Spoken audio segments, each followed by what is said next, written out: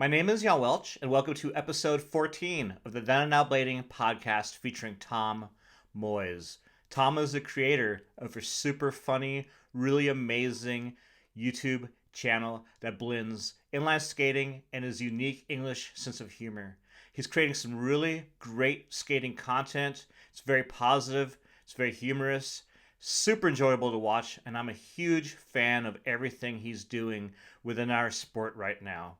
I want to talk to Tom about how he got into YouTube, what his plans are with the channel, and what his future holds. We cover his history within the sport. We talk about living in London. We talk about where he grew up. We cover a lot of different topics. I hope you enjoyed this episode. If you do, make sure to hit the like button. Subscribe to this channel if you haven't already, and hit the bell icon to be notified of all new uploads. Make sure to leave any comments in the comments area below. And follow me on social media. I have links to my Facebook, Twitter, and Instagram in the description below, as well as links to a PayPal donation page if you want to support this channel, as well as a Patreon page where you can get exclusive access to content not available on this channel, from videos to photos to audio from my past collections that spans 20 years plus of inline skating. Anyway, let's get started with this interview with Tom Moyse on the Dead and Now Blading podcast. Hello, everybody. I'm Jan Welch, and my guest today is Tom Moyse. You might know him from his blading news show called Watch, Listen, and Consume. He also does a show called Deals on Reels and The Hot Take, which seems to be a very popular show these days with lots of awesome content.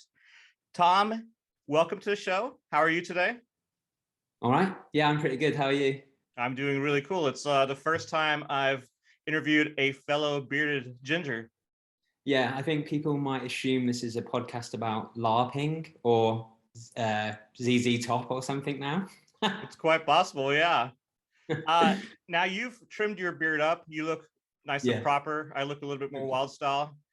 And you cut your hair. What made the change? Yeah. So I think I had the mullet for maybe about a year. My girlfriend hated it from the moment that I got it. My mum hated it. She actually said it was disgusting. My sister shared a similar view of it. I think the only person that liked it out of my family, the only female in my life that liked it was my auntie for some reason. I don't know why, but she was quite fond of it. And it just became way too much. It was too much to handle. I have like quite thick hair as well, so it was a lot to sort out in the mornings and look mildly presentable. So yeah, I had to go. I did enjoy it though, and I would have it back. Did you donate it to charity? No, I didn't donate it. Maybe I should have cut it off and supplied it to somebody as a wig. And do you trim up your own beard, or do you go to a specialist? Oh yeah. I go to a specialist barber. He's the one that kind of semi-convinced me to keep going for the mullet. But then when I arrived there and he'd seen it gone, he was like, yeah, it was time. It was time to let the mullet go. Did you have ever have long hair that wasn't in a mullet form? Yeah. So when I was about 21, I grew my hair out quite long. And then just before I shaved that, I actually shaved in a mullet for a little while. But I think that only lasted about a week before my mum was like, you can't leave the house anymore looking like that. So that had to go as well. Yeah, I used to have really long hair, like down to here. Oh, and my shit. beard was as long, so I looked like a Viking. I was back in San Diego, but it was my hair. If I don't take care of it every day, it just dreads up really bad. So having it that long was a lot. I have actually had dreads at some point as well. I've had quite a lot. I've had pretty much all the haircuts going. I definitely tried to copy Alex Broskow's hair at one point. You know, when he had those little like fringe bits. Oh, yeah, I think somebody described it as the pineapple haircut. Yeah, I definitely had hair like that for a little bit. I actually just found a folder on one of my hard drives of a bunch of portraits of Broskow with that haircut. Oh, wow. So I'll flash one of them on the screen here during this interview so people can see what you're talking about. Yeah. It's really funny. Have you had the most different hairstyles in your crew? Yeah, almost definitely. I think most people stick to their one or two hairstyles, and I've had them all, apart from I've never had a mohawk. I don't think I will. I mean, Shima tempted me a little bit, but I never committed to it. I don't think there's been many mohawks in blading that have lasted longer than a couple months, and there hasn't been any like proper mohawks, like Liberty spikes or. I Yeah, mean, yeah, there may have been, but not from any pros. I'm yeah. sure Maybe there's some skaters rocking some Liberty spikes around the world somewhere, but yeah, maybe that's the next new move to make, like, get yourself some visibility. And what city do you live in? So I live in London at the moment, but I'm originally from Jersey in the Channel Islands. I don't know if you've ever heard of it. So there's like a little group of islands. Jersey is the biggest one. We're closer to France than we are to the UK, but we're still part of the UK. Okay. Yeah, Yeah. I've heard of it, but I'm not too familiar with it. And is that where you Yeah. started skating? Yeah. So yeah, really small islands, loads of beaches. I actually started, the first kind of extreme sport that I was into was surfing, and that was because of my dad. So my dad still surfs to this day. He's like 70 years old, and he's like a little kid with his mates. Like, they'll ring the house at like 5 a.m. when like the swell's really big and there's really good waves coming through, and he'll get dead excited and stuff like that. So that's really cool. That's really big inspiration for me. Yeah, so he's the one who taught me and my sister how to surf when we were really, really little. Probably, I imagine, before we could even walk properly. So slightly dangerous on his part. But yeah, from that, I then started roller skating, like quad skating, just going to like roller discos with my friends and stuff, which I kind of had half forgotten about, but then my mum reminded me of it recently. And there's a few pictures floating around, so I'll have to try and dig those out. And then it was my cousin and my sister who started blading first, and they had our FX2s. I think it was the FX2s, the ones with like the yellow buckle on them. And then I was like, I wanted to join in with them, so I got some like really cheap rec skates, because I don't really like my mum. Well, I didn't like my mum really spending too much money on my time. Seems a weird thing that I have. So yeah, I got a pair of them. Then we used to like just blade up and down this like cycle track that we have in Jersey all the time. And there was a few wax ledges, I assume from like skateboarders and stuff. So we started trying to do slides and stuff like that. Before I'd even seen a video and really knew what grinding was. Maybe my cousin knew about it, but he certainly didn't tell me, and then it just escalated from there, basically. Cool. What's the first video you remember watching? The first video would have been Team Roces. I think that was, what was that like? Did that come out? I think that came out in 97, but I wouldn't have watched it until I was like properly into aggressive skating in 98. Yeah, I watched that again recently. There's this really funny clip in it of Tom Fry when he's in the Roces warehouse, and he's going through the skates, and he opens one box and he's like, this is the most important part of the box, the toilet paper, because once you see the skates, you shit your pants. And that stuck with me as a kid. That's hilarious. Yeah. So how old are you now? I am 37. 37. So yeah. You would have been about like 12 or something when you were first aggressive skating? 14, I think, yeah, 14 when I originally started. It was actually, I kind of say the first day was my cousin's birthday. I'm going to say it was his 9th birthday, maybe it was his 10th. And we all went to like a skate park in Jersey, one of the like temporary skate parks that we had. And I count it from that day. So 14. How many people live on Channel Islands and like in Jersey? Is it a big population? Is the town big? So it's 100,000 now. But I can remember when I was young and they did census checks and stuff like that, it was like 90,000. So I don't know if that is a lot. I mean, people always say, do you know everybody? But no, I don't know 100,000 people. Yeah, I mean, I live in a village of 5,000 people and I don't know anybody. So yeah. I mean, it can feel busy sometimes. It's funny, whenever my girlfriend comes to visit, she's just like, there's no one here. There's never anyone here. It's just like, it depends where you go, really. So your girlfriend still lives in Jersey?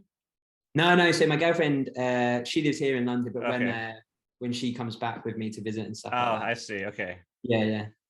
How long has it been since you moved to London from Jersey? I think it's coming up in about 10 years. Maybe it's just gone 10 years. Yeah. So like the prime of your skating, was that in Jersey itself, or was it when you moved to London? No, I think it was probably in Jersey. Although a couple of years ago, I felt like I was doing a lot more tricks than I had done before. Like, I increased my vocabulary quite a lot. But if I don't skate all the time, I become really, really like inconsistent in skating. I have to like be skating like all the time to like keep the tricks that I have. Otherwise, they just disappear very quickly. What was the skate scene like in Jersey when you were there? Yeah, it was cool. Like when we first started skating, there was a few older lads.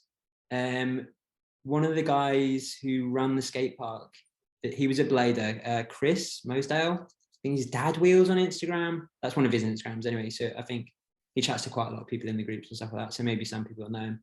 His dad run it. And I think actually, interesting story, his dad had something to do with designing the logo for Puberty. I don't know if you ever remember that. It was like an old Yeah, I remember Puberty, yeah.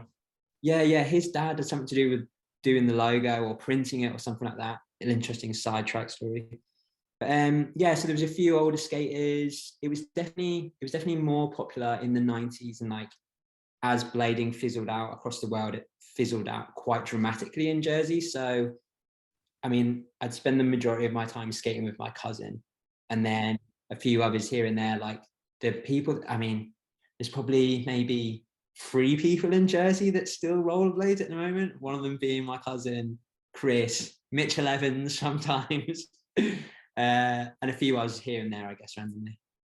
Dad Wills asked a question. I forgot what it was. I think he asked Yeah, what the best Chris, fish shop was in the best fish shop. the best fish shop in Jersey. The best fish and chip shop. Yeah. I reckon it's probably the one in Gorey. I imagine that's the one he lives closest to as well. Yeah, they do pretty good chips and curry sauce. Nice. Going back to Puberty, the first interview I did for this show was with Chris Peel, who was sick, from yeah. Outside Leeds, and he did a lot of the early work for Puberty as well. So we got a little connection with that as well. Yeah, so Chris is originally from Wakefield, which is where Rehab was. Yeah, that's correct. Yeah, my memory's pretty bad. So yeah, Chris lived with me he lived with me 2 different times in San Diego. Once when he came out in his internship to work at Daily Bread. Yeah. And then once when he moved back to San Diego to actually work for Daily Bread. He lived with me for a while too. So what was your very first aggressive skate setup? My very first aggressive skate was inline a Vertex. And I don't even think they had a sole plate, not a proper sole plate anyway, as I remember it. And they had these really big grind plates, really thick grind plates, and a power strap. I remember like being really into power straps, thinking that was like the best thing ever. But yeah, they were the first ones that I ever had. I definitely replaced those grind plates with the glow in the dark Puberty grind plates as well. They're ridiculous. So funny that they used to exist. I don't even know if I've seen those skates. It's kind of an off-brand, right? Yeah. It was definitely a rip-off of something else. What was your first proper skates you had?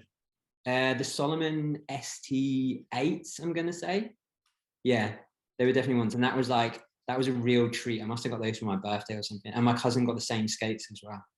Cool. I had those skates as well. I loved them.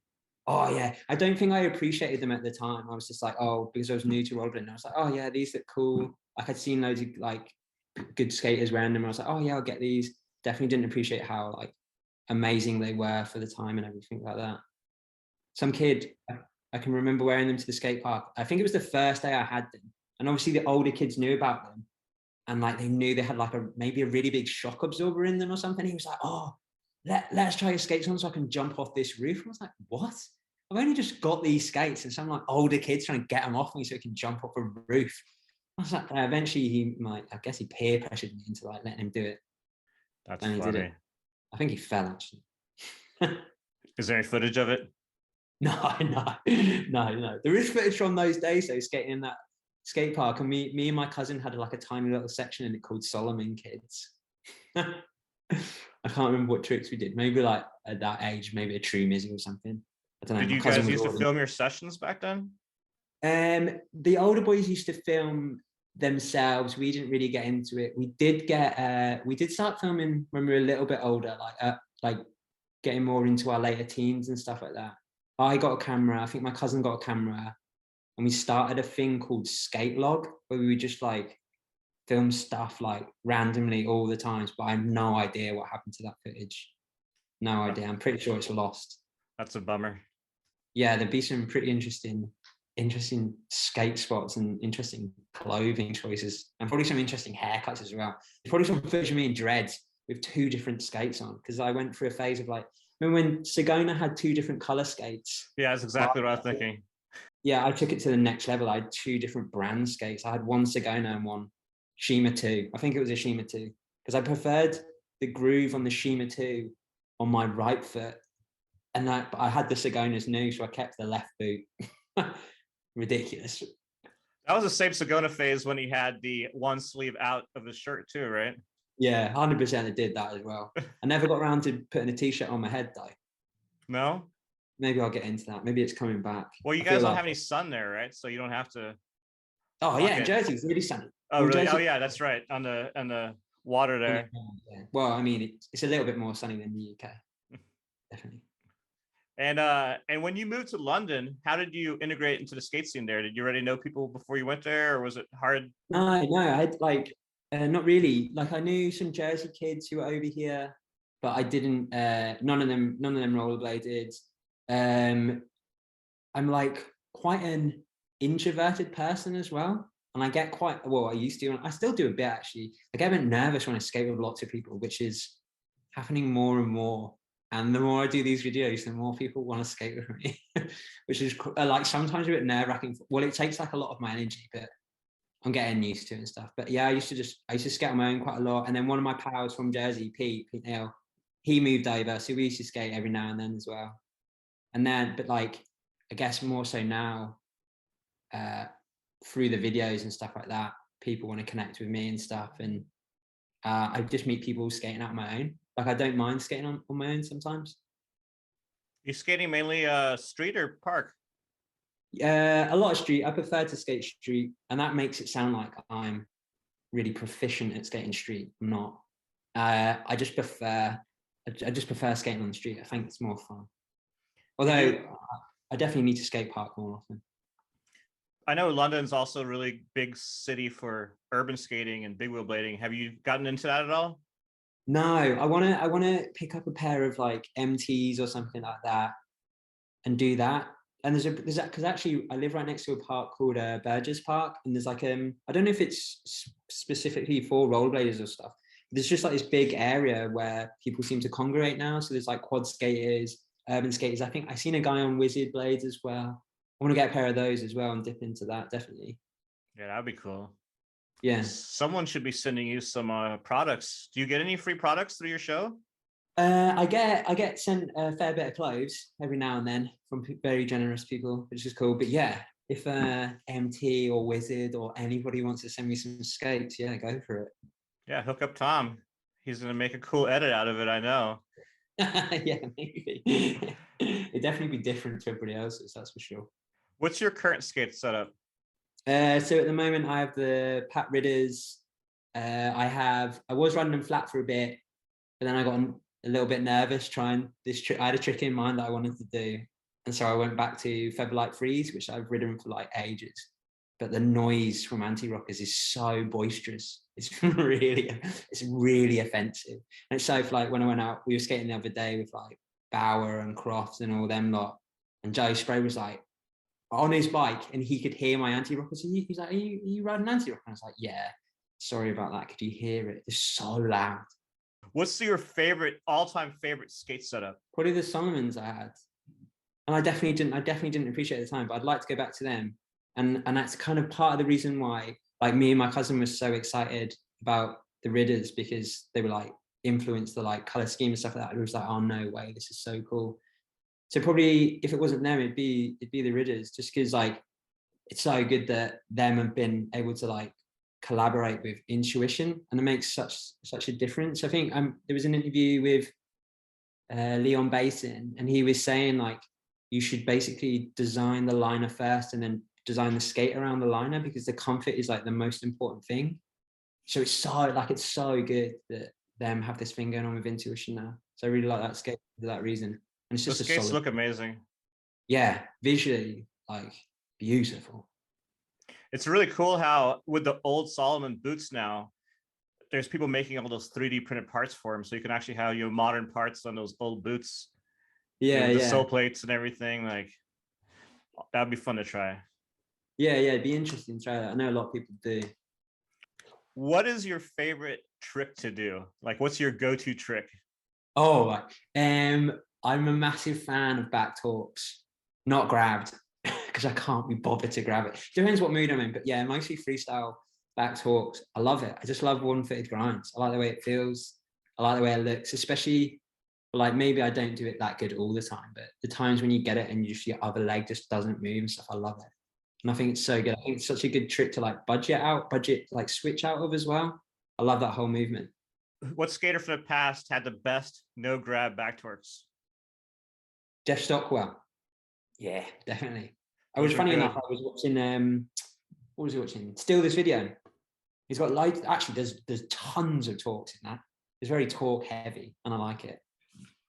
I've been trying to figure out, someone asked me a question, which was who did the first ever budget combo? And I know Stockwell did a lot, Rob G, Northway, Connor O'Brien, Murda, but I'm like, who did the first one? Who do you think did the first one? I'd put my money on Stockwell if I had to, just because I've seen him do it. Yeah, him or Northway. I was big fans of their skating. I think they looked quite similar as well, probably. They skated a lot. Back then, they almost looked identical.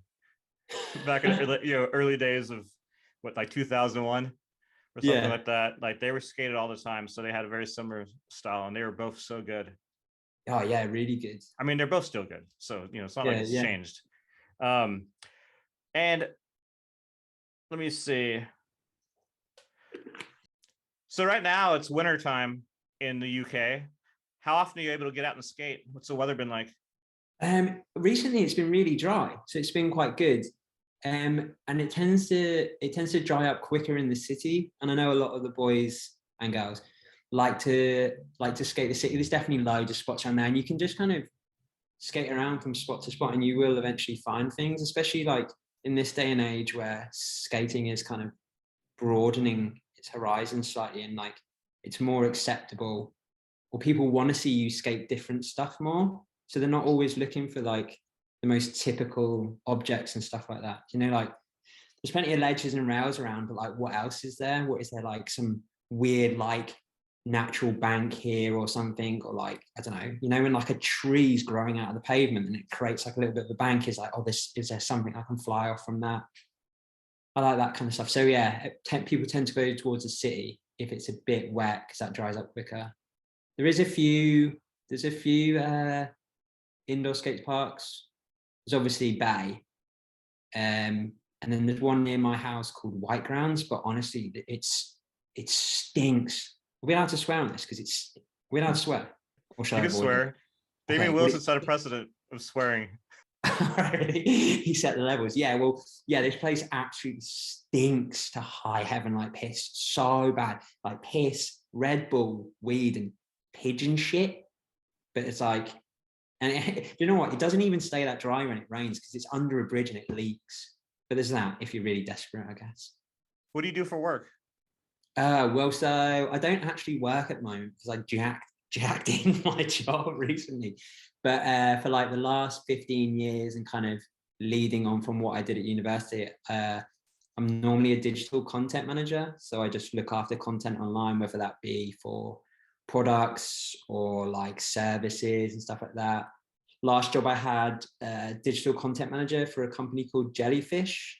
So I used to have like loads of clients, like Nike was one of my clients, Toolstation, Walgreens was one of my clients, Eventbrite, a few other people like that. And what we'd do is we'd sit down with them, create an editorial brief with them, like work out a tone of voice, like work out who their customers were and like how we should be speaking to them, do all that with them. And then I would also find freelance writers and editors and like manage all that process. And then it was a lot of like heavy editing on my part as well, and like quality assurance and stuff like that.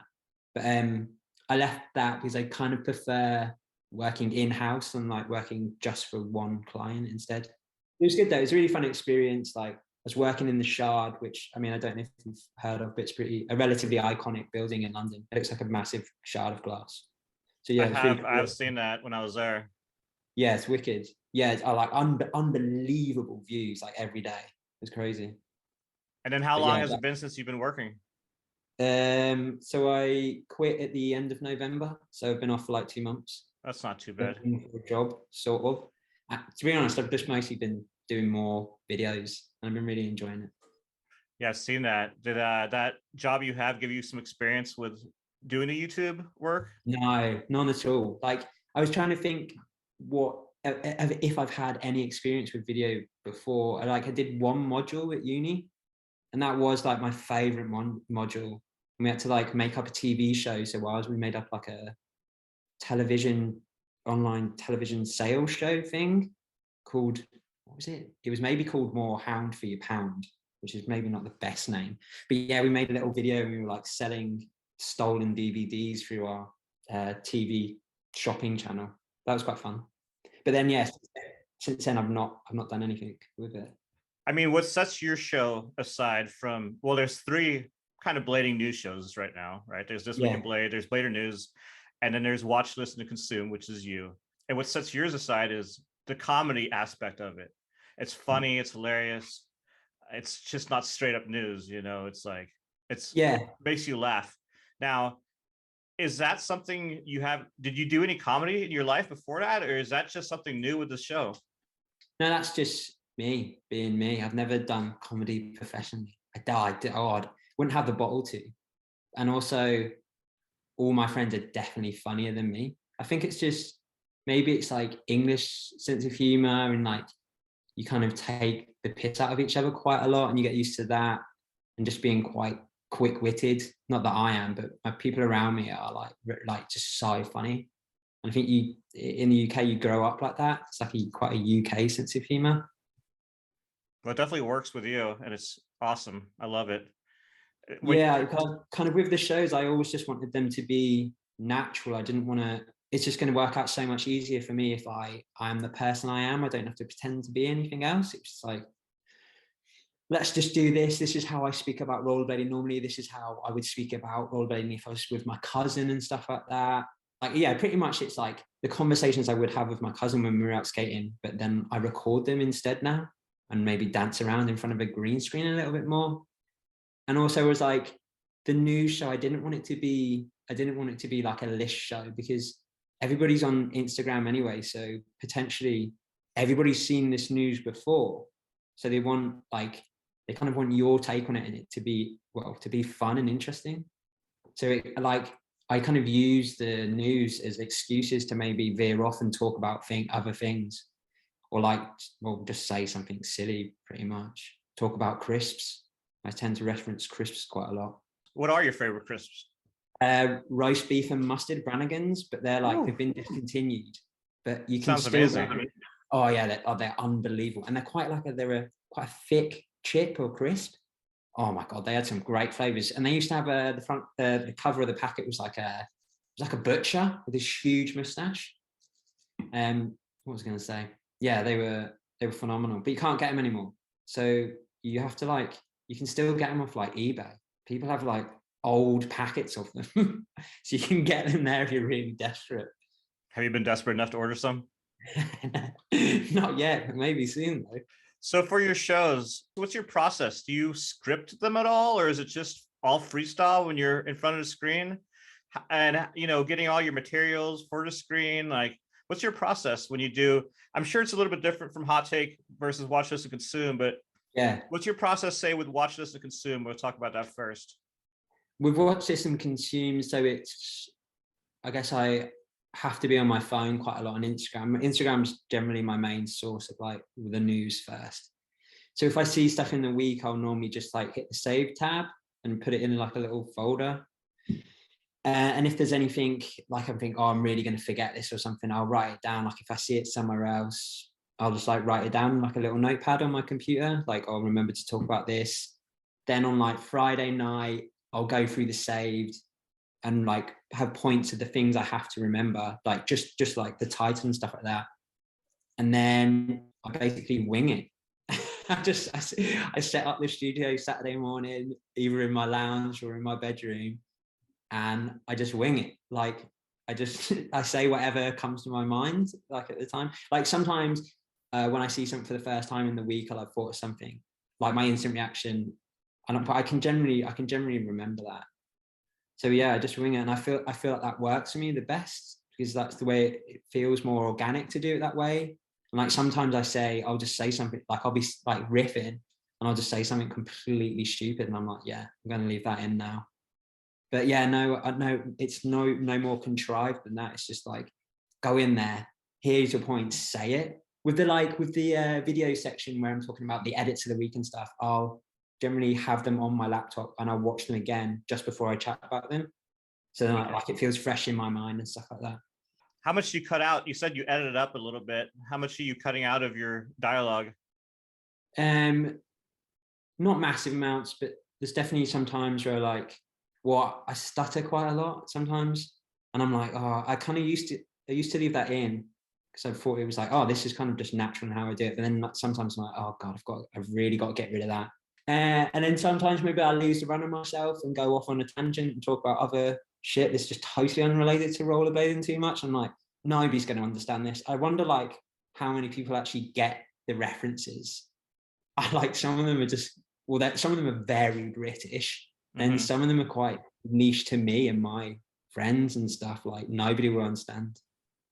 I know that there's definitely a lot of English references, which some of them I know from just watching, British comedy and stuff, but but generally, yeah.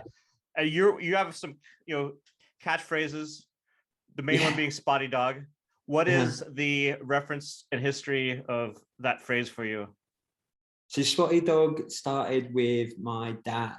It's like something that he used to just say like every now and then.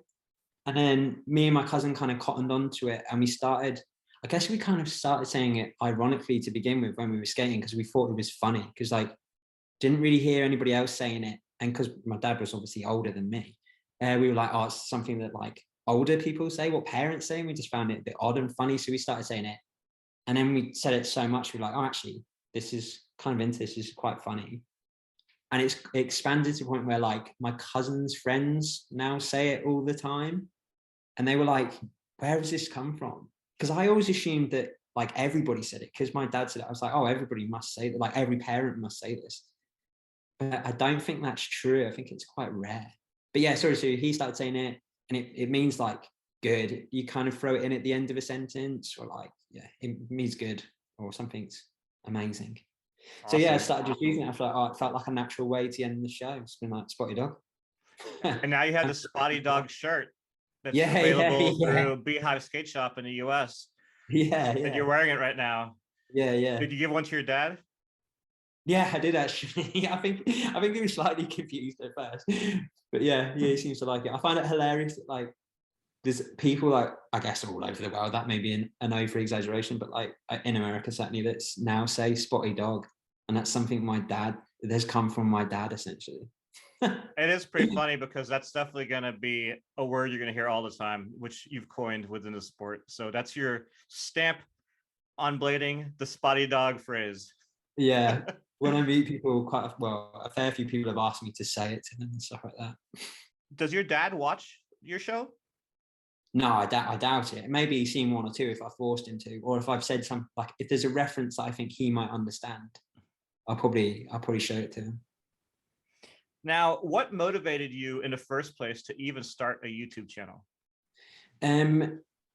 So I'd been thinking about it for ages, because I just didn't like Mushroom Blading have their commentary, which I like. The dynamic between them two is so good and it's so funny. But they tend to do more like classic videos and the older videos.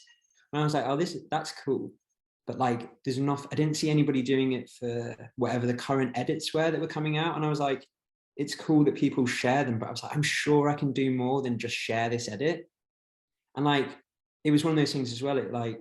I wasn't skating with my cousin all the time, so I wasn't talking to him all the time. Like my girlfriend doesn't want to hear about skating, and like, so I was like, why don't I just make a video? Why don't I just talk about this video like I would talk about it to my friends or like my cousin or whatever, and then see what happens from there. And it was specifically, the first one I did was when Derek Henderson got his first pro model.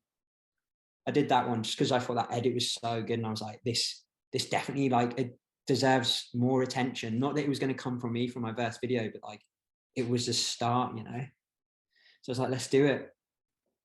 And then here we are now. And was that the Deals on Reels?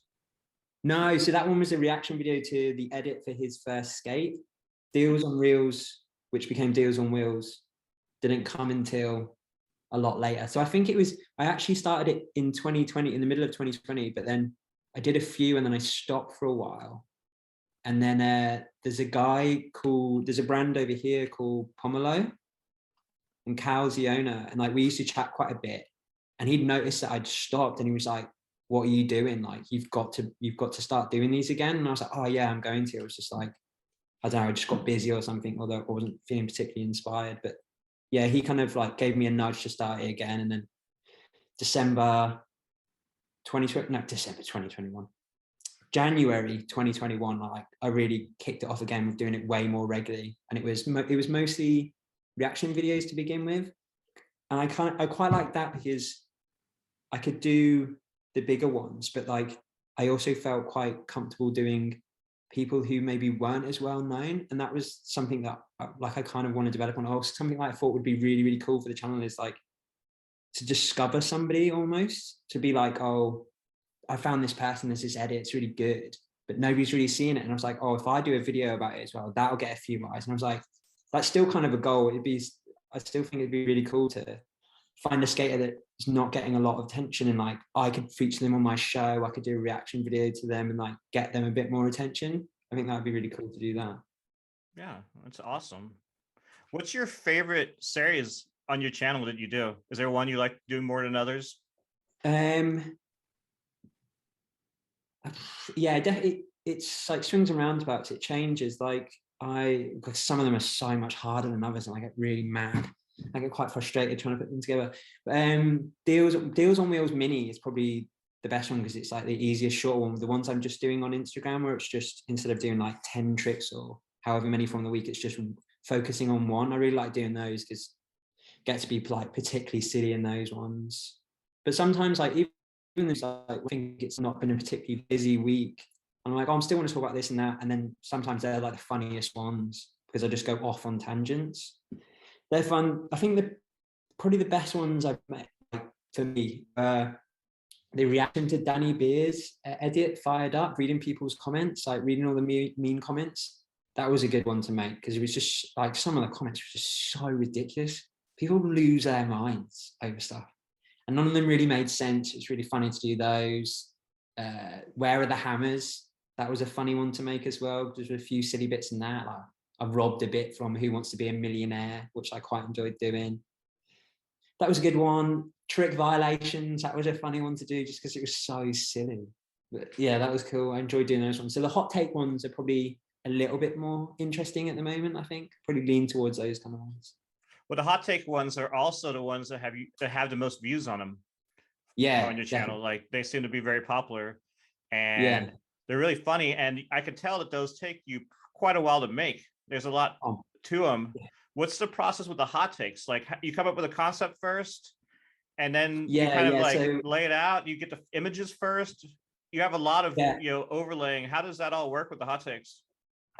Yeah, so it's generally, a lot of them have come from my sense of what people are talking about at the moment. So like, especially like, where are the hammers?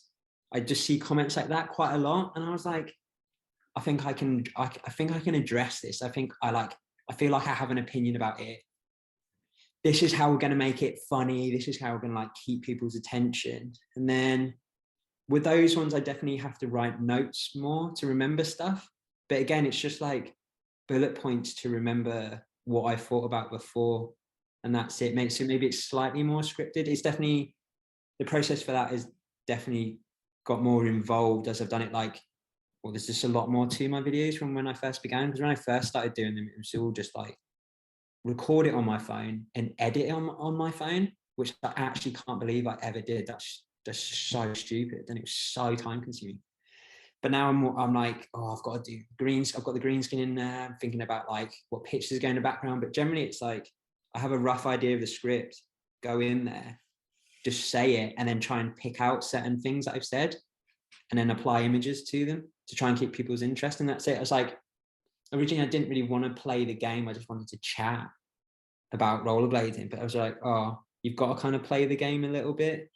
So like, not like, I'd feel quite comfortably probably just chatting and not putting anything in the background and just hopefully relying on me saying silly stuff. But like with with being able to add in images and stuff like that, it just makes it so much more appealing for people.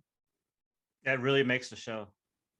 Yeah, I like, it's enjoyable as well, coming up with just like the silliest backgrounds I can.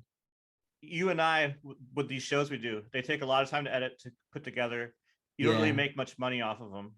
Yeah. And you definitely, it's like, pennies on the hour you spend making these shows. What's Oh your yeah. goal with your channel? What do you want to see happen with it? Are you trying to like make it where you can earn a living off your channel in the future? What's your goal?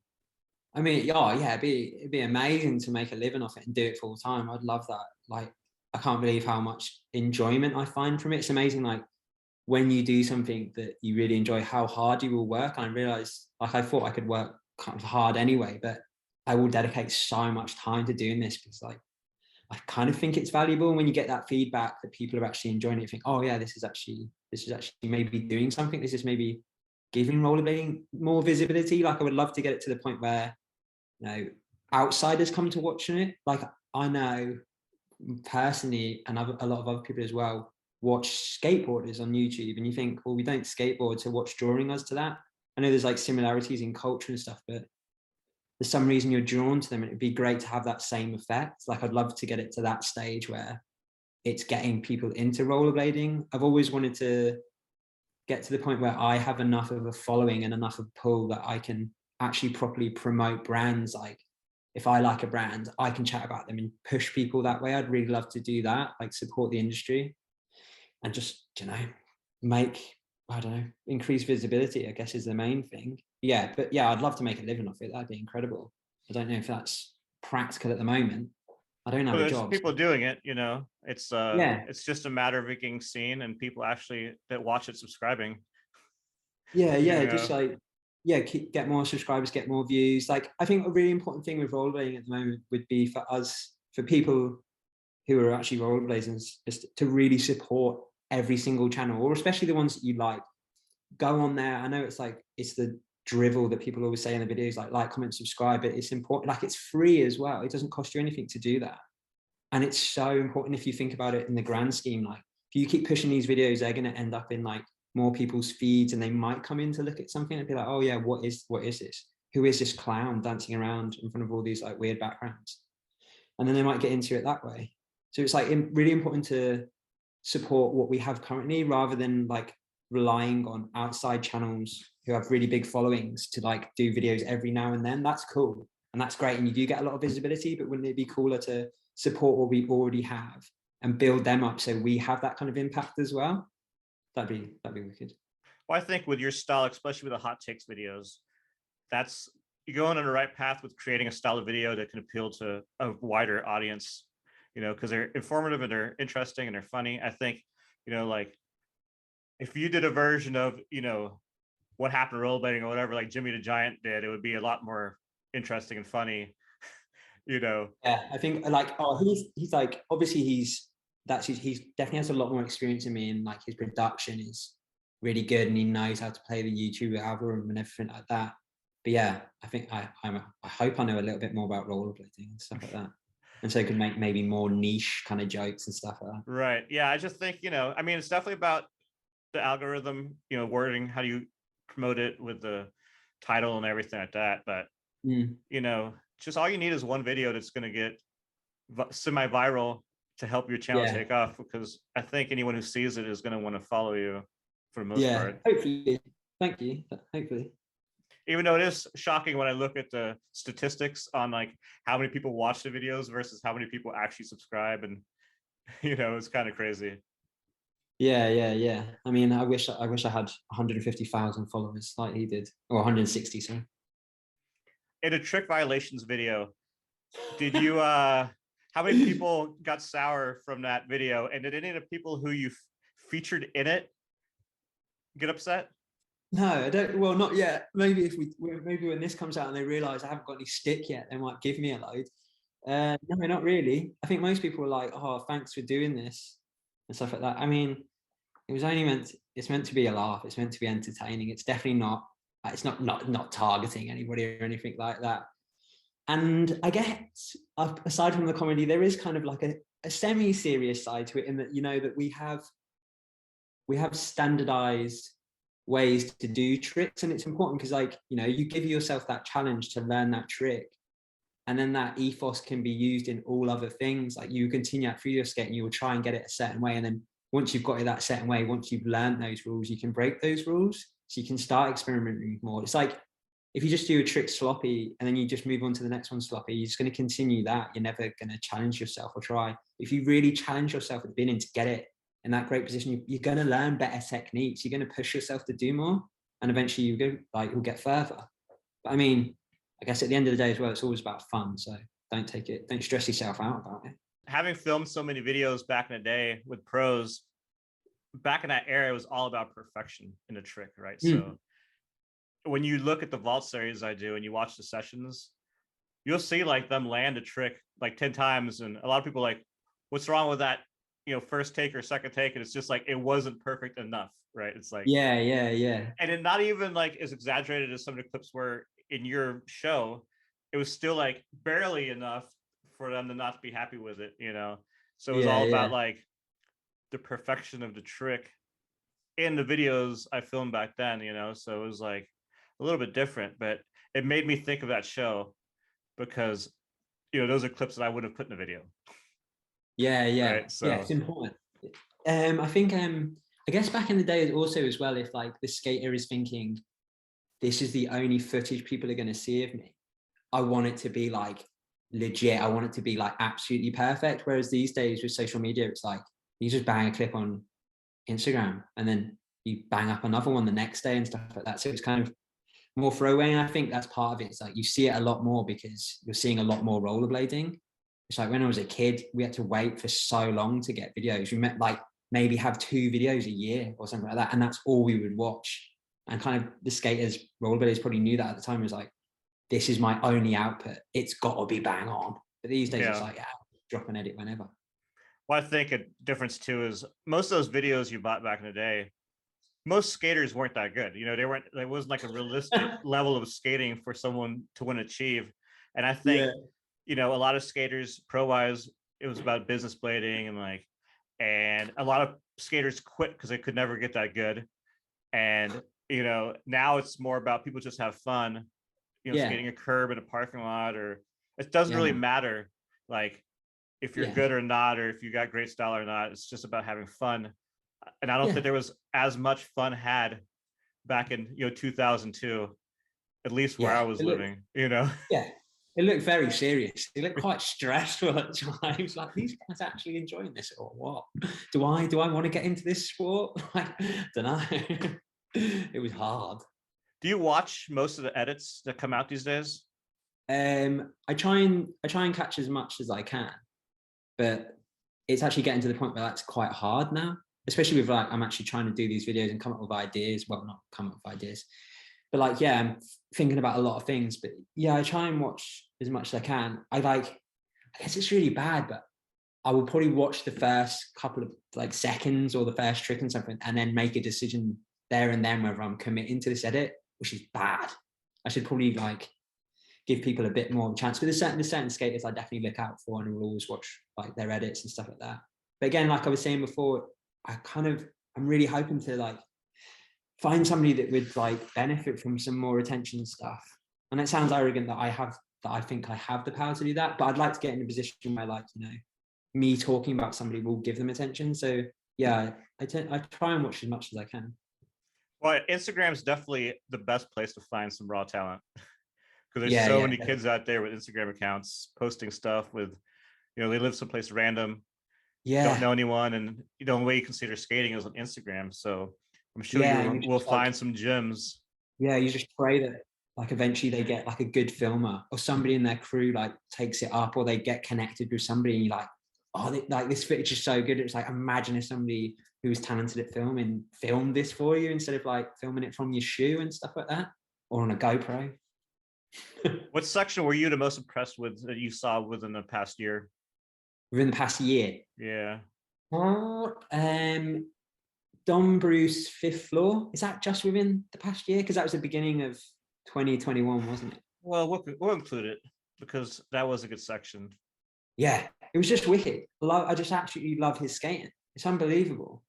He's like, he has this incredible, well, he has an incredible skill base, incredible talent, but it's all like, it's quite fast and like, it feels erratic. It feels like it's just like off the cuff, spontaneous. But when you match that with unbelievable talent, you can just do that. You can just like fire yourself at like however many obstacles are there and then just do all these things at like the drop of a hat. And he's unbelievable, like, especially in Fifth Floor where like David showed his process of like working things out, of him just like going, doing a few things and then like adding bits to it or like taking bits away or like something different happens or he goes a different direction. So it's like, he's such an interesting skater to watch as well. I loved it. So yeah, probably that one. Who's your favorite skaters right now? So probably Dom, Bellino, always Broskow, just always, because he's just been, probably since I was a kid, he's been good. And I don't, there's never been a time where I've been like sick of seeing him skate, which is testament to how good he is and how long he's been skating. Just because he's like, it's always fresh and he's changing and always like adapting. Levy Van Rijn, he just dropped an edit today as well. That's really cool. Just anybody who's on Mesmer. The UK lot are Scott Blackmore. Whenever he drops clips, I really like his skating. Colin Martin, if he ever drops stuff, I'm always really interested to see him. I don't know, there's honestly just so many skaters. I'm going to look back and I'm going to feel really bad that I haven't mentioned somebody as well. And what skater throughout your career had the most influence on your personal style of skating? I don't know. It's hard to say because I definitely don't think I'm like good enough to say, oh, this is my influence. If I'm like, oh yeah, Stockwell was my influence. He's like, yeah, you skate nothing like Stockwell. And that's mostly because I can't. But yeah, probably Stockwell or like the Kelso brothers. Just talks, man. It's always talks. I like one-footed tricks and being able to like do grinds out of them. I think that's the wicked one. Are we gonna see any more shows on your channel with you skating or skate sessions around London? Maybe. I have thought about it. I have thought about like going out and like filming with people, but a lot of the times, like I don't want to step on people's feet as well. Like a lot of the times people are filming for projects and stuff like that.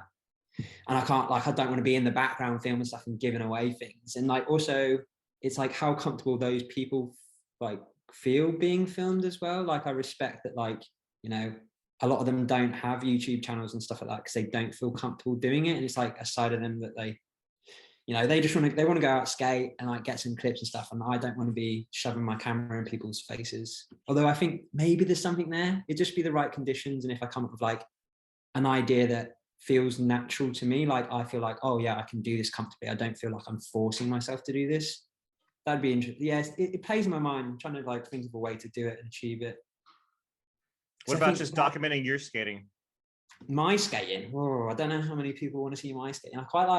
I don't mind putting stuff up on Instagram every now and then, but I kind of don't want it to become about me too much. That sounds really weird because I guess people watch it for the silly things that I say, but I kind of want to keep the focus on like other skaters who are far better than me that deserve the attention.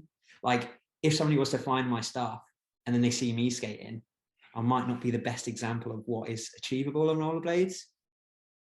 So I'd rather push it to somebody else. But then again, maybe they'll see me and be like, oh, like I relate to that more because this guy is woeful at skating and so am I.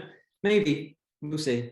No massive plans. I mean, there's a lot of skating channels out there with people just skating of all levels, and they seem to be pretty popular regardless of how good you are or not. Yeah, I guess there's always the relatable aspect is a big part of it. Yeah, exactly. Yeah, relatable and just like they see themselves in that person and stuff like that, rather than watching someone just destroy spots all the time. Like, oh my god, I can't do that. No way. So maybe, yeah, we'll see. So how does it feel going from being an introvert into being a up and coming celebrity on YouTube?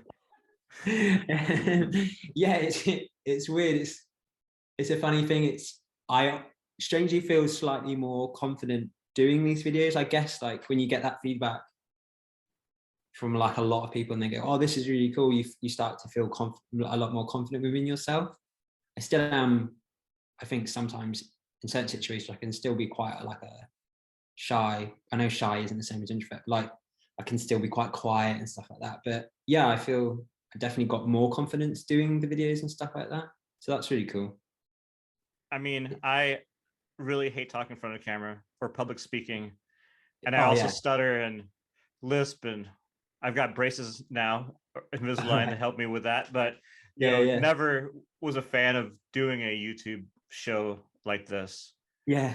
and it actually got a lot easier, and it was as bad as I thought it would be. But definitely the Yeah, first few definitely. episodes were nerve wracking. I mean, it's still nerve wracking talking in front of the camera for me, but Yeah, it definitely gets easier.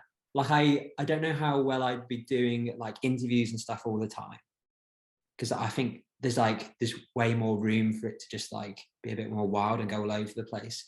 But and I like with my videos, I have more control, and I think I don't like doing presentations either, especially like at work. I hated them, but then I started to like enjoy them a little bit more because like I start to try and make my work ones funny. Obviously, I can't like do the things I'm doing in my rollerblading videos.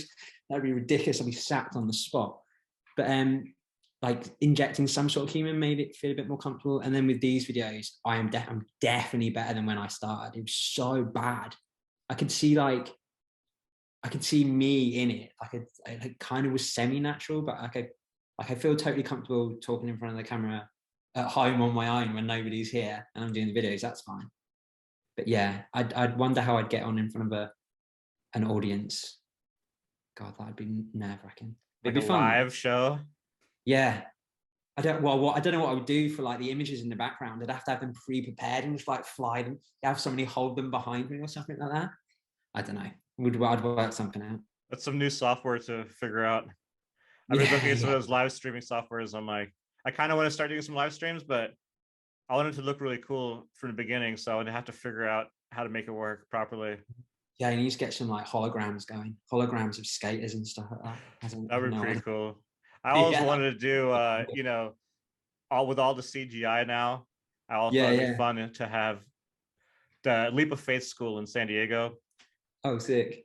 They have, at one point they built an elevator shaft along the Yeah. top of it, and feasibly you could wall ride it. I always try to get somebody to wall ride it when I was out there, and no one did. So I was like, that would be really cool to get somebody to CGI somebody while riding that.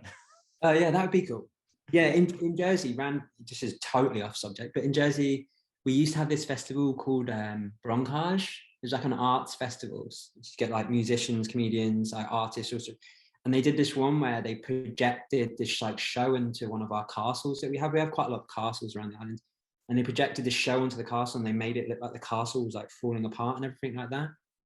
I imagine like that'd be amazing if we got that in rollerblading. I don't know if rollerblading's got the budget, but maybe. That'd be really rad. I'd like to check that place out. It sounds really cool. Yeah, oh, honestly, so it's such a beautiful island. Loads of beaches, loads of like green, loads of farmers.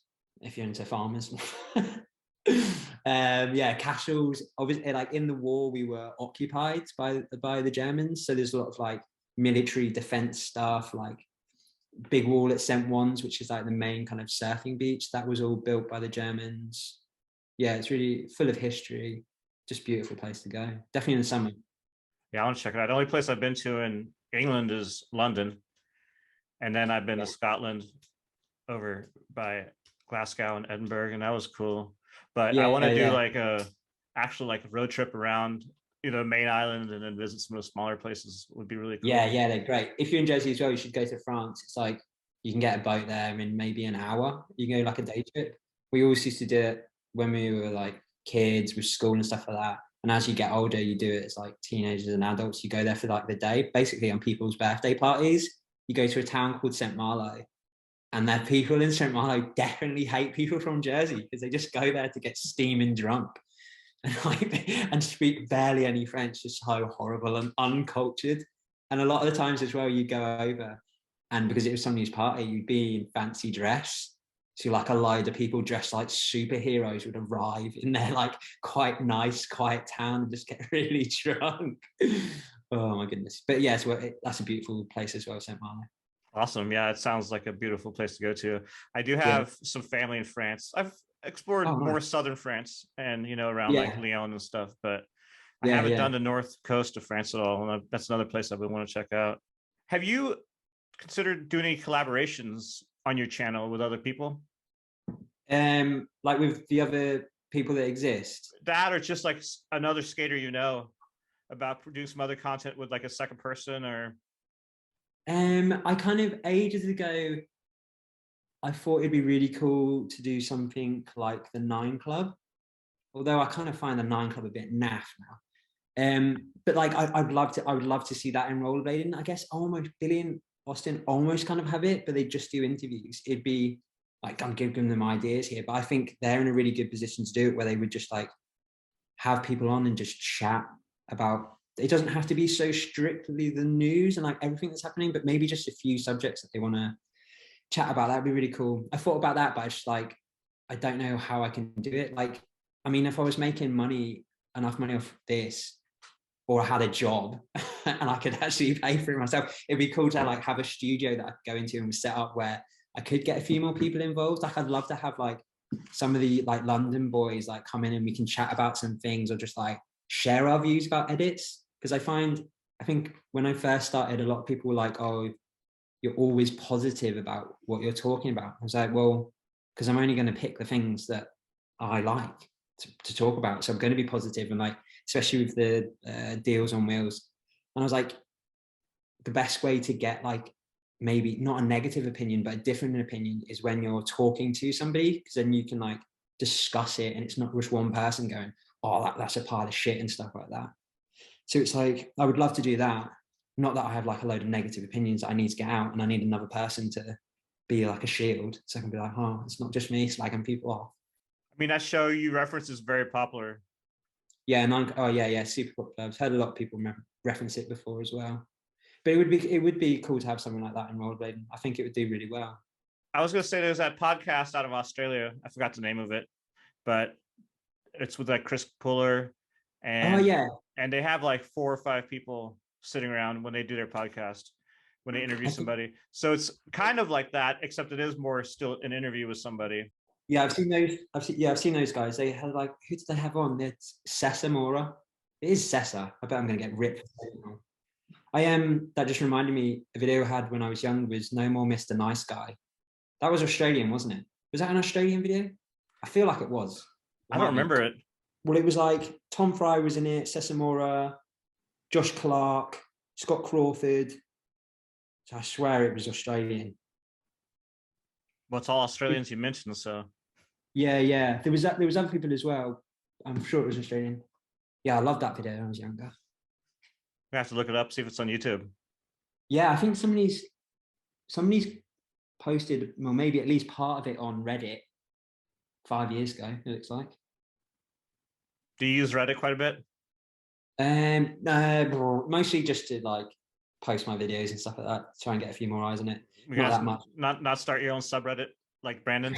No, I don't think so. I think it's cool that what Brandon's got going on and stuff like that. He seems to be maybe at the forefront of like being on the ball more with like this different media outlets or different mediums to release his content and generate like a community and stuff like that, which is really cool. Yeah, I interviewed him last week, and he does those Twitch live streams. Yeah, and he says he makes as much on doing his Twitch live streams with 40 people than he does on his YouTube channel. No, what, like money wise? Yeah, money wise. Oh right, with 40 people. Oh my god, maybe that's the way.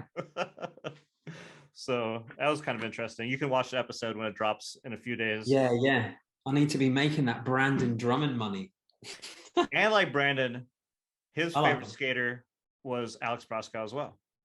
Yeah, I think I know a lot of people will be like, oh, it's an obvious answer, but there's good reason why. He's like an absolutely incredible skater. And like I said before, it's like he's still on top. Like every time that little circle lights up on his story, I'm like frothing from the mouth. I'm like, oh, this is going to be sick. This is going to be something ridiculous. And he's just like chucking it away on his stories. Like, wow, guy's unbelievable. Unbelievable is correct. Such a good skater. Yeah. And he's stuck with it. He obviously still loves it. I don't know, man. Just unbelievable. Like I just like his skating so much. Just so much control.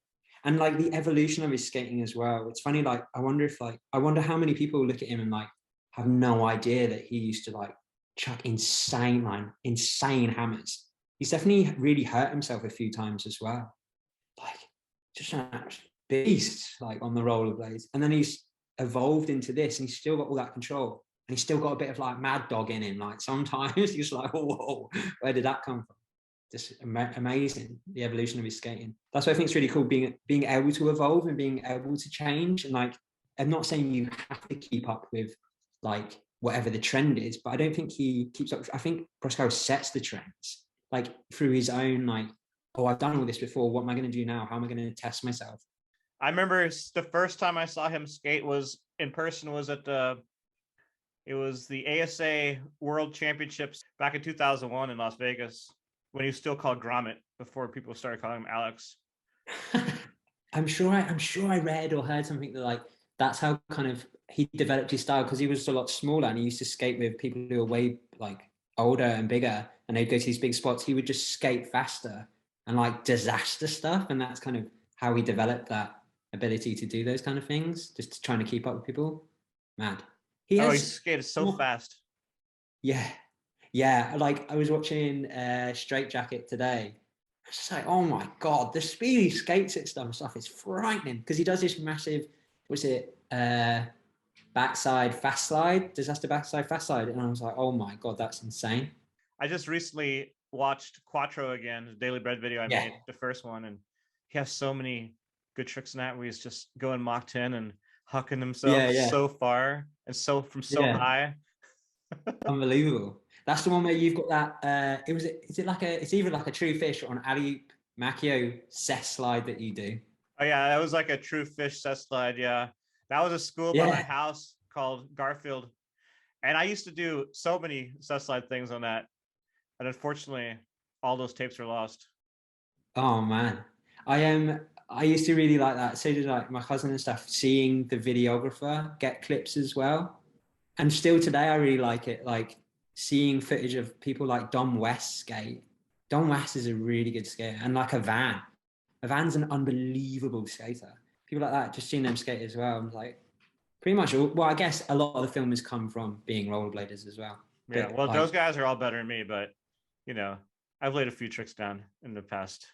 Yeah, that's cool. Nothing too serious. Yeah. More like playing around stuff. I mean, we were talking about the step over switch ups earlier. Was it in Daily Bread 5? I did that Royale Ali top acid step over in the credits, like real short of the curb. yeah. That's cool. I always wonder as well, because like with back to Broskow, more chat about Broskow. He used to ice skate, didn't he? Is that true? I am not sure. I'm sure I heard he did, or maybe he's just good at ice skating as well. But that's cool, because I'm sure there's other people that like Joey, mushroom blading. He used to ice skate as well, and I think that kind of stuff helps. And I wonder if that's like, it must be related to like doing wizard blading and then going back to aggressive, or like doing both at the same time, whatever. Like, and how it helps you, just that movement and that like the control that you have. Because and Danny Beer ice skates, right? Or used to do like ice hockey and stuff like that. And you can see he's got that control and like really knows how the skates work. And it's really interesting to see, like, you know, maybe more people should do that. Like, take it as like a little bit of training to help your rollerblading, aggressive rollerblading. Well, I remember, you know, back in the 2000s filming with people. One thing that a lot of the really good skaters had in common is when they were young, they did gymnastics. They learned how to control their body, how to fall. You know, they might have not like gone with gymnastics for a long time, but they did it when they were little, very small, and it prepared them for skating. And I think gymnastics is like a great thing for every kid to do to prepare them for any sport. Yeah, there was a kid in Jersey who's now a professional BMXer, and like I think he does really well for himself, called Alex Colburn. And I'm sure he used to do gymnastics as a kid, and then he started rollerblading originally, and he was so good, like unbelievably good. And then I think he dropped that to do BMX, and now he's famous. And I think he's like invented tricks and all sorts. It's phenomenal on a BMX. Cool. Is he one of the guys who does all those like crazy flares and? Yeah. Familiar. Like will land in like some sort of foot jam, and you're like, oh my god, that's with a bike, it's some serious stuff, isn't it? Because you can get an unbelievable amount of speed and really launch yourself out of a ramp, and then that bike could land on you.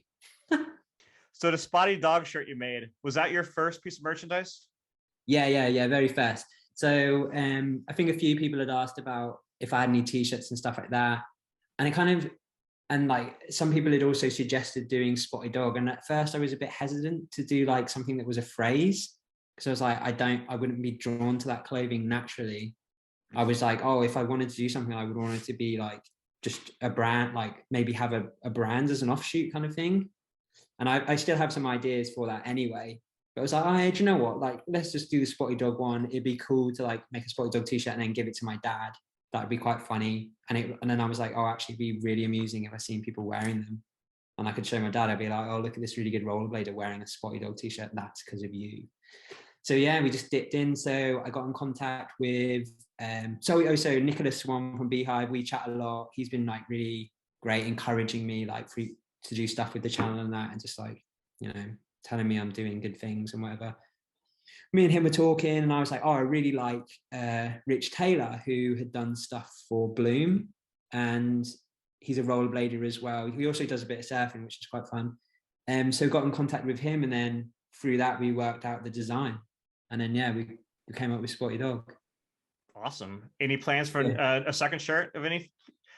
Yeah, I definitely want to do some more stuff with like this design. And then, I mean, I have plans, and I've like connections with other rollerbladers and stuff like that, which I want to work on. And I guess I don't want to say too much, but like, yeah, keep your eyes peeled and stuff like that, and see what comes. Some interesting stuff, potentially some really interesting stuff, which I'm excited about. And I'd love to dip more into the clothes side of thing and make some stuff that people like to wear, not just for rollerblading and not just because it is associated to rollerblading. I think that's a big thing that I like seeing companies do, which is why I'm such a big fan of like Pomelo, because I'd seen a rollerblader wearing it, but I was like, I don't know if this is rollerblading or not. And I like that like, you know, it doesn't have a massive rollerblade on it, there's no problem with that, but I prefer something that's like will transcend rollerblading, and that's how you're going to grow as a brand if you're just like a brand rather than a rollerblading brand. I mean, you don't have to tell people that all the money's going towards rollerbladers through the t-shirt. You can just do anything. I think that's cool. And like thinking back to like things like, you know, the 4x4 t-shirts with Jeremy Beightol and like all that stuff. That was just like, just cool stuff to wear, and Casper and stuff like that. You're like, oh, this is just good stuff. All those good brands actually. Like, I don't know, Second Regime, they had some like cool t-shirts and stuff like that. There was loads of good brands. And I felt like at one point rollerblading kind of lost a lot of good clothing. It just seemed a bit naff, and I wanted to support, and I'd end up buying something just because it was a rollerblading brand. I'm like, I don't even really like this. It's definitely getting better now. Like companies like LTE as well, I really love their stuff. And actually, Mesmer's merch is really good, really good. I like that. And yeah, actually, awesome. have you seen the new thing that them have released? You know how they got that's cool too with the smashed up window. Yeah, that's really good. I like these low life shirts too. Yeah, I like those. Those are really sick. I like all those kind of stuff. And them skates are doing balaclavas. Yeah, I saw that. They look so good. They look quite menacing. I like it. I'm definitely gonna get one of those. I think that's a really good response to getting your windows smashed out. Oh yeah, that is great. That's a really good way to do it. I love it. So the new projects with t-shirts and graphics you're gonna be doing, you want to do that underneath your own brand, like started like a news company? Yeah, I think so. I'm probably going to do Spotty Dog for a bit while longer, because that's what everybody just associates with, and people seem to really like it. And I do like the design. I like looking at it and stuff like that. It's just funny. But yeah, I'd love to do. I know some people won't like having a phrase like that on it, so I'd like to do something for that. But yeah, I've got an idea of a brand name. I don't want to give it away at the moment, but you know, maybe when I do come out with it, I'll give you the exclusive interview. All right, let's do it. I'm always down for part 2. Yeah, definitely. It's actually funny because, you know, usually the interviews I do last about an hour and a half to 2 hours, sometimes 2.5 hours. The Jeremy Beightol interview I just did was 4.5 hours. Oh, and wow. So I'm going to break it up into 3 different episodes because nobody wants to watch a 4.5 hour show. Even like 2 hours yeah, is that's pushing it. it. So maybe have 3 parts. Yeah, And that's definitely a cool way to do it. yeah, so it's pretty interesting because I've known Jeremy for a long time and we had a lot to talk about. So it Yeah, was tough. It was like a lot of talking. yeah, he seems like an interesting guy. He's a really good skater as well. I don't know how many people know that. Well, I mean, they would have if they've been around at the time, because he has a fair few bits in Still This Video, doesn't he? He didn't have any clips in Still's video, no, but he had a section in Forever Now.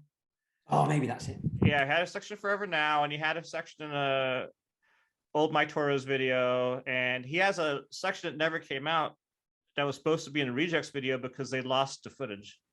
Like the hard drive went bad, so there's like a whole missing section.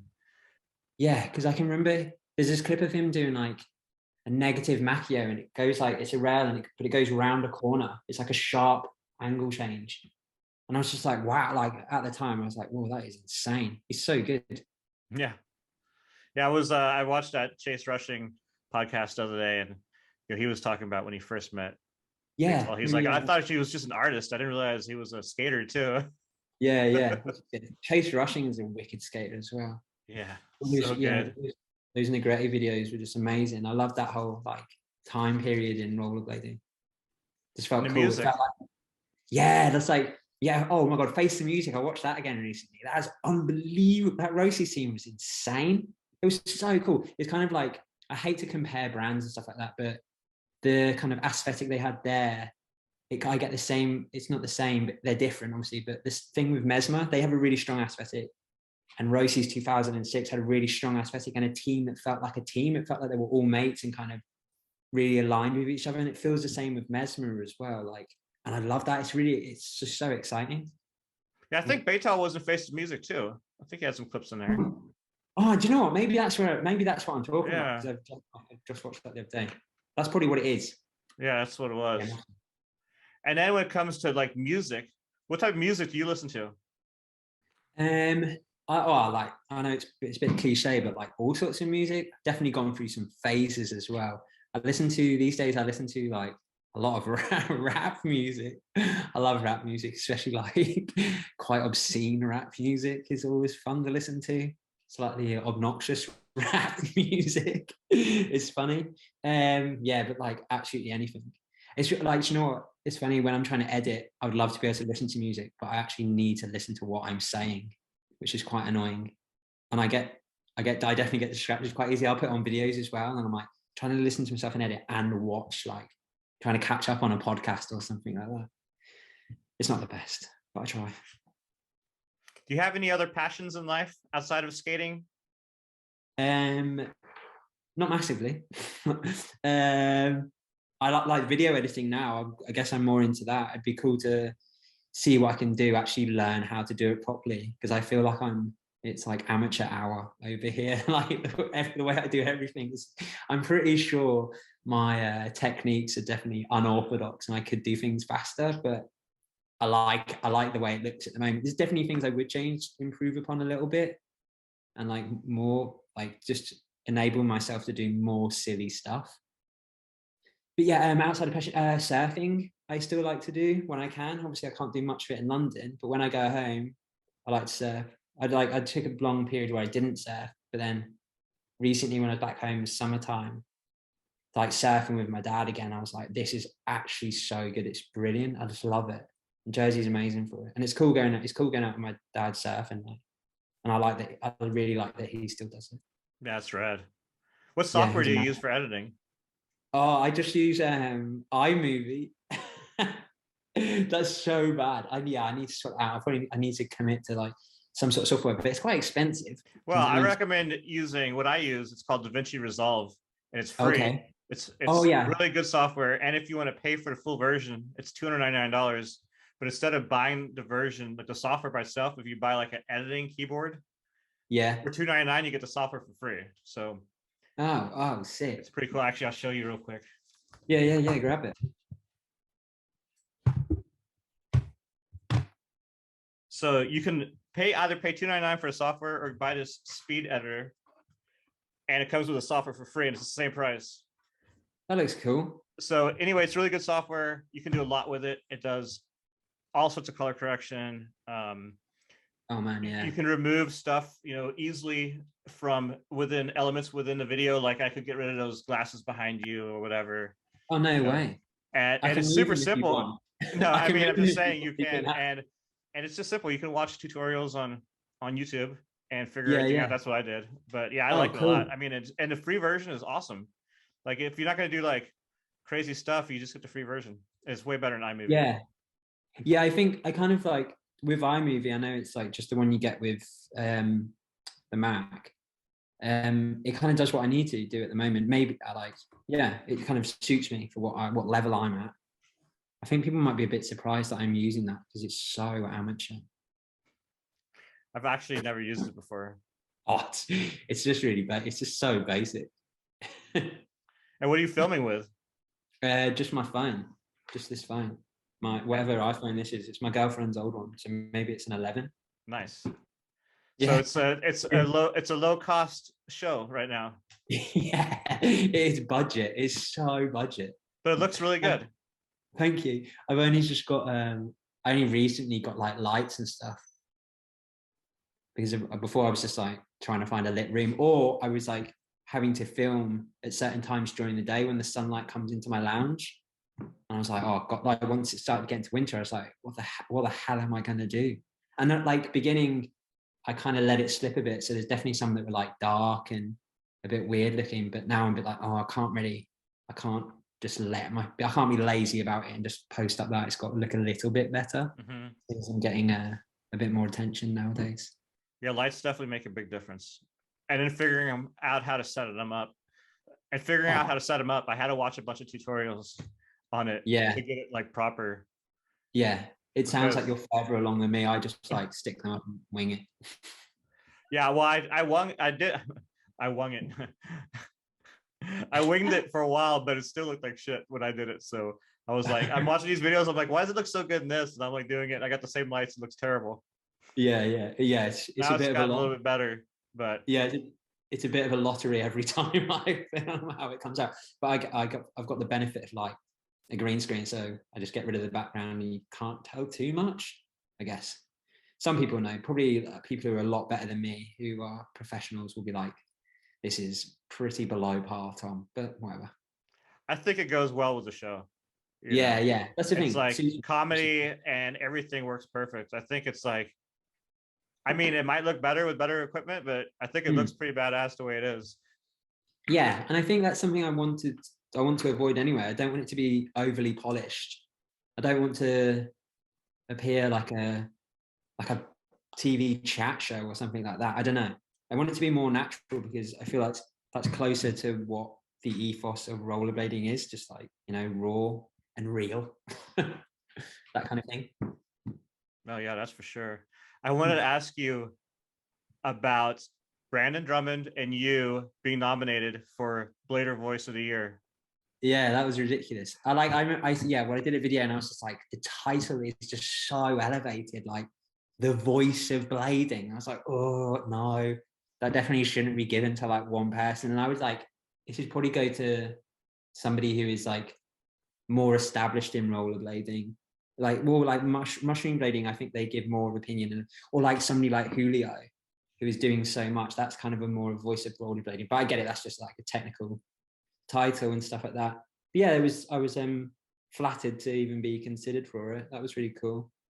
I thought it was interesting that it was you and Brandon who have news shows on YouTube, and then it's Miguel who does announcing for events and stuff. And it's like, I mean, they're not even like the same thing, as far as that's what I mean. He's a voice for events, and you guys are a voice on news and some content, but it's like it's a weird category as far as the voice for blading. I mean, it was like it's definitely an elevated title. And I think maybe one just needed to like regulate it a little bit more and like a little bit more guidance for people and stuff like that. Because obviously people suggested him. They were just like, oh, we like this guy. Like it has a massive personality, a really important part of rollerblading. But yeah, and then you're like, there's him and there's us two YouTubers. And I was like, okay, you should have had maybe a YouTube channel. But like, I don't know, I shared my opinions on how I think it should be done. Well, I basically think they should pick the categories first and then let people decide. And then with that as well, and then have like an industry expert type one as well, where like maybe they just go, oh, this is the public's champion and this is our champion, something like that. See, I did those awards for 3 years with Big Rollerblading, and it's like the way I would do it is it was a lot of work too. That wasn't worth it at all. So I don't do it anymore, but it was like a lot of work, and people just bitch about it, the results the whole time. Oh yeah. But I would have a month period where people could nominate people, right? So it's like a whole month promoting it all across the internet on my social media. People could nominate for a month long. And then the next month it's voting. And so the second month, everyone's like, why is this person not nominated? But I'm like, because you didn't nominate anybody. Like, and then people don't vote, and then they just bitch. So it's not fun. It's not fun to do. I'd rather do like what's my personal favorite in each category is what I'd rather do in the future. And then the expert thing's cool, but that's even more work. Working with people to get that stuff in, and there's no reward or benefit out of the whole thing. So it's like I was saying to somebody, maybe I said it in the video, I can't even remember. How do you get industry experts that are neutral? Like, and what is an expert? Because I'm sure people would be like, if you say, oh, this is a judging panel, they'd be like, well, he's not an expert. And like, who's this bloke? Like, there's always going to be things people are going to kick off on. Yeah, it's not. It's not. I mean, the blading awards is not beneficial for just your sanity if you're making those awards. Especially because it's like over the Christmas holidays is when you're like working on them, right? Because it's the end of the year, right? So it's like I felt so good this year not doing them. Just no hassle. Because at the end of the year I went home as well, and I'm not going to take all my stuff, and I want it to be filmed a certain way, so I'm not going to film. I wasn't going to film when I was like taking time off, and that's the end of the year, and I was like, oh, so I can't even really do anything. But I guess it's always better to have the awards in like January anyway. But then everybody forgets about what happened last January. So you have to have like a reminder. And I said in my thing, I was like, you need midterms. You need to like remind people halfway through the year. It was like, oh yeah, do you remember all this good stuff that's happened? Remember that for the end of the year as well. But somebody has to even remember to remind someone. It's just, it's a lot of hard work. Like there's a lot of content coming out, especially with like videos of the year and edits of the year. I mean, it was easier back in the day when it was actually only videos. Right? Now it's like there's this online video and online edits, and they get lost in the internet, and it makes it harder to remember because usually you just watch it once and that's it. Videos back in the day you watched them until the heads broke on your VCR. You just wear out the tape, or your DVD was all scratched up, was skipping.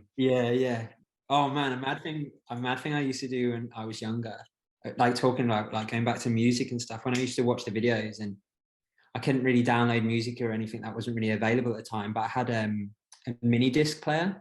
So what I could do is I could connect my mini disc player to my VCR, my parents' VCR, and I could record the music off the like skate videos.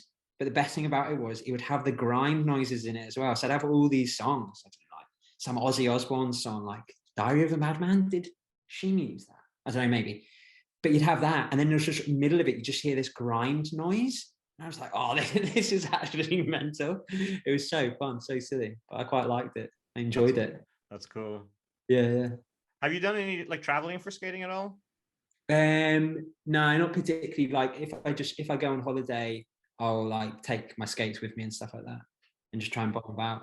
I suspect I'm probably going to do a bit more of it now, because I think there's maybe a few more people that would like to meet up with me and stuff like that, show me around. Have you ever been to Winter Clash? Yeah, I want to. They seen they were thinking about doing 2 dates maybe. I don't know how many people caught it because I think they only put it in their stories, but they were like doing something maybe in October. Well, I can't remember. There was 2 dates they were talking about, and they were like, "Do you want to do both? Do you want to do one?" But yeah, I want to get over to whenever the next Winter Clash is. I'd also like to come to Blade Cup, but I probably need to get a job so I can afford to buy a flight. So yeah, get a job, get to Blade Cup twice. Winter Clash would probably be easier to get to. Yeah, it's definitely closer. Probably like a ride with somebody or something. Transportation is cheaper out there too, for the most part. Yeah. All the way to California. Yeah, it's definitely an easier journey. So what plans do you have going into this year with the channel and your skating? Anything new? No, with my skating, I really want to just get really good at true fish brains. I can only do them on P-rails, and it really annoys me. I want to do a true fish brain somewhere in the street. I've got some ideas about skate. I just want to try and skate more because I've been doing so many videos. I've been skating a lot less, but there are times where I'm like, what is? Obviously, I love skating, but like, kind of what's worth more to the community? It's like, do they need another clip of me doing a toe roll to some trick, or should I do this video? And I feel like kind of I'm more valuable when I do the videos. Well, I just like doing the videos and stuff. But yeah, I want to try and skate more to manage my time a little bit better. Just keep cracking on with the channel, really. Try and like refine my style. I think it's close. Well, I think it's pretty much what I want to be doing style wise, and like say some more silly things, do some more silly backgrounds, dive into some more topics. Maybe like a few people have mentioned expanding outside of rollerblading, or people have said, oh, you'd be good. But like, I don't know enough about anything. Well, I certainly don't know enough about any other sport as I do about rollerblading. So I don't have that confidence there, especially on the like deals on wheels side of things, where I can actually talk about the trick and like break it down because I have a relatively good understanding of it. But it'd be interesting. Maybe I need to learn how to do some proper research. That'd be cool. I've got a few ideas about dipping into things still related to rollerblading, but slightly outside of aggressive skating.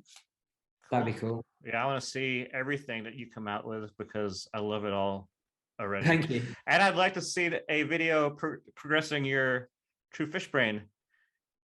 Yeah, okay. Like the process of learning it on something more than a slider bar. Yeah. That could be a good video. Yeah, it might be a fun one. I could definitely try and make it fun. Yeah, and that's the thing. It's just like a lot of the times, I think at the beginning as well, I used to dip into subjects quite deeply, or my opinion quite deeply. And I'm like, I do kind of want to go back to that. And now I think I know better ways to make it entertaining and interesting for people. Like when I did the hammer one, there was a lot of me just talking. And I was like, although that was kind of good, and maybe I was making some good points, I don't know how interesting that would be for people because it's literally just me in the background, wasn't changing much. So I guess I've got more skills to be able to deep dive into things now. But also you've got to play the YouTube game. And I was like, how much do people really want to hear that? I don't know. I'll work it out. Well, there's definitely a lot of different content you can do. And there's also, I mean, there's been a lot of videos made about blading throughout the years that could be remade.